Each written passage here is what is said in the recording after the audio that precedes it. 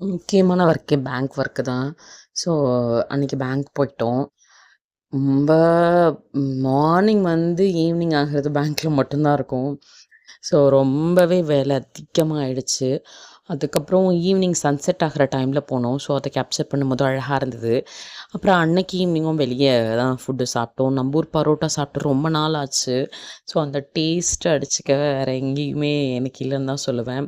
பரோட்டா அவ்வளோ சாஃப்டாக இருந்தது. அதுக்கப்புறம் சாதம், ஒயிட் ரைஸும், சாம்பாரும், ஃபிஷ்ஷும் வாங்கிட்டோம். ரொம்பவே நல்லா இருந்துச்சு. ஒரு மாரி சட்டில்டா அப்பா அப்படின்ற மாரி இருந்துச்சு. அரௌண்டு 5:00 5:30 ஆனுச்சு. நாங்க 2 நாளுமே மதியம் சாப்பாடு சாப்பிடும்போது. ஏன்னா ஒர்க்கும் சரியா இருந்ததுனால.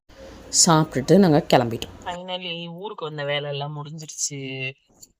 டைம் வந்து around 6:00. What's the time? Around? What's the time? It's around 6:00. Let's go நம்ம இப்போ வந்து அழகான சன்செட் அமைஞ்சிருக்கு. அதை நான் உங்களுக்கு டேடியா இங்கே வந்து மேடமோட ட்ரெயினை பார்க் பண்ணியிருக்காங்க. அம்மோ இது யாரு ட்ரெயின்? டோரா ட்ரெயினா? கவு எங்க? அங்கே இருக்குது பார்த்தீங்களா ஒரு பாஸ்போர்ட் கடை ரோட் சைடில். அது எங்களோட ஃபேவரட் ஒன்று. அவர் போடுற ரைஸ் வந்து வேறு லெவலில் இருக்கும். எங்களுக்கு பர்சனலாக ரொம்ப பிடிக்கும்.